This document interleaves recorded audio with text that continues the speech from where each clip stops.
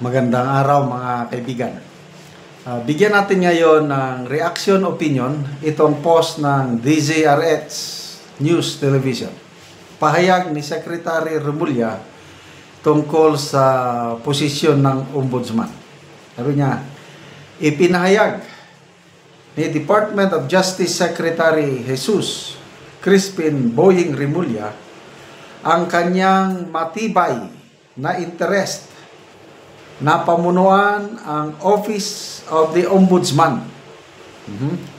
Kasabay ng kanyang panawagan para sa mas agresibong liderato upang labanan ang lumalalang culture of impunity o kultura ng kawalan ng pananagutan sa katiwalian sa lahat ng antas ng pamahalaan. Okay? Sa isang panayam sa DZRH 2x2 Hulyo 9, binatikos, dito tayo, ni Remulla ang kalakaran ng pagtatalaga ng mga retiradong maestrado ng Korte Suprema bilang ombudsman. Okay. So, talagang interesado. Well, lahat naman siguro ng mga abogado, isang malaking karangalan na ma-appoint ka na ombudsman. Dahil napakatindi ang role ng ombudsman sa ating gobyerno. Crime buster. So, interesado. Dito tayo ngayon, yung kanyang panawagan. Panawagan para sa isang mas agresibong liderato. Ibig sabihin, siya yun. Strong leader upang labanan ang lumalalang culture of impunity o kultura ng kawalan ng pananagutan sa katiwalian sa lahat ng antas ng pamahalaan. Agree ako dito, grabe na ang kultura ng korupsyon sa ating bansa. Itong budget natin ng 2025, grabe. Worst budget in our nation's history. Billions of pesos ang naisingit. Then, baliwala lang. Kaliwat kanan ang corruption, kailan parang naging normal na lang. Tapos kung meron mang mahatulan o kulong kakaunti, mabibilang mo lang sa daliri. So kailangan natin talaga ng isang patas, isang katulad ng Samuel Martires. Ganun na lang. Kasi ako, very satisfied ako sa performance ni Ombudsman Samuel Martires. So, importante talaga ang ombudsman. Ito nga, sa post na ito, yung pagbatikos o pagpuna ni Secretary Boying, yung kalakaran o sistema ba na karamihang na-a-appoint na ombudsman ay mga retired Supreme Court Justice. Ibig sabihin, ayaw ni Secretary Boying yung ganun. Kung pwede, matigil na. Hindi daw, I don't know kung anong rason niya. Bakit hindi maganda ang sistema yung ma-appoint na ombudsman ay galing sa Supreme Court? Karamihan sa aking I don't know kung meron na bang naging ombudsman na hindi galing sa Supreme Court. Baka first time in history na kung si Secretary Boying Remulla ang mapili, baka siya ang first time in history na may na-appoint na ombudsman na hindi galing sa Supreme Court or hindi naging judge. So, ano ang benefits o ano ang advantage kung galing sa judiciary ang ombudsman? To me, ano siya? Wala siyang sinasanto. Kasi ang trabaho talaga, judge, kahit sino, wala siyang political inclination o wala siyang masyadong amo sa politika. Ang mahirap na maging ombudsman, yung nag-serve ka sa isang politiko, lalo na sa isang presidente. Kaya nga sino yon, Ombudsman Mercedes Gutierrez, yung napilitan na nag-resign dahil i-impeach. Ang akusasyon sa kanya noon is ano siya ni GMA.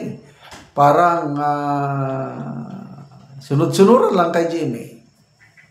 Kaya hindi siya nagtagal. So,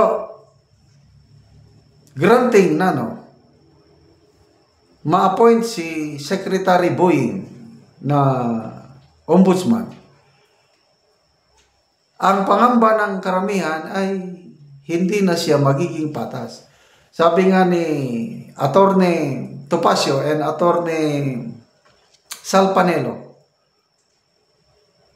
magiging bias lang na ombudsman si Secretary Boying dahil nga nag-serve siya as cabinet member ng Marcos administration.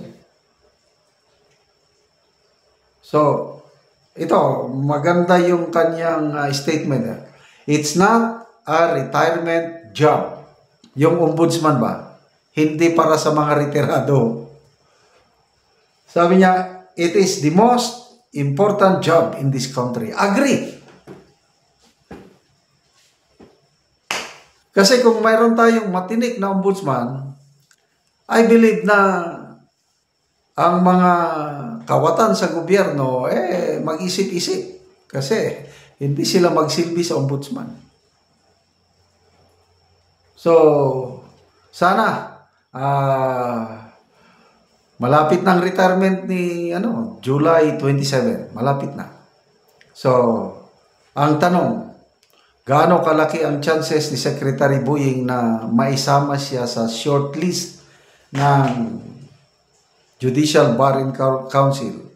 Judicial and Bar Council. Shortlist. I think 3 o 5. 5 ata. Out of 17, as of July 4, 17 ang applicants. Ang malalakas na ka-aplikante is 3 maestrado ng Korte Suprema. Isang active, si Justice Gerland, at 2 retired. Yan ang malalakas. Kaya nga, nanawagan si Secretary Boying na hindi na daw magandang ang puros lang maging chief ombudsman ay galing sa Supreme Court. Okay, so tingnan natin anong mangyari dito sa pagpili ng ombudsman. Maraming salamat mga kaibigan sa inyong pagsubaybay sa ating channel. Nakakatulong kayo ng malaki sa tribong Talandig ng Bukidnon dahil ang sweldo natin sa channel na ito is pantulong natin sa tribo.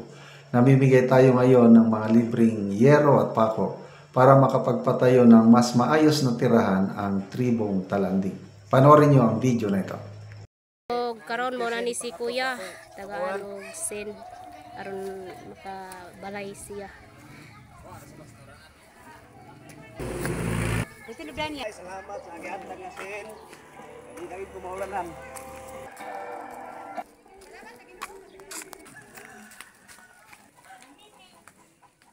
So abot na gyud siya sa iyang balay. So karon mo na ni ang itsura sa balay ni Kuya. Nga gatuluan na gyud siya na nay mga uslot sa iyang balay.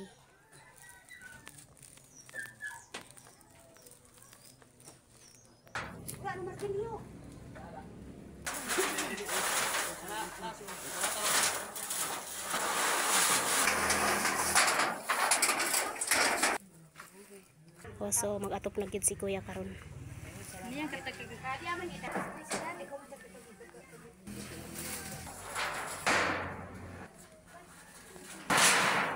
Kayo sa video sa mga viewers, natuntang murakan pa ilang matabangan.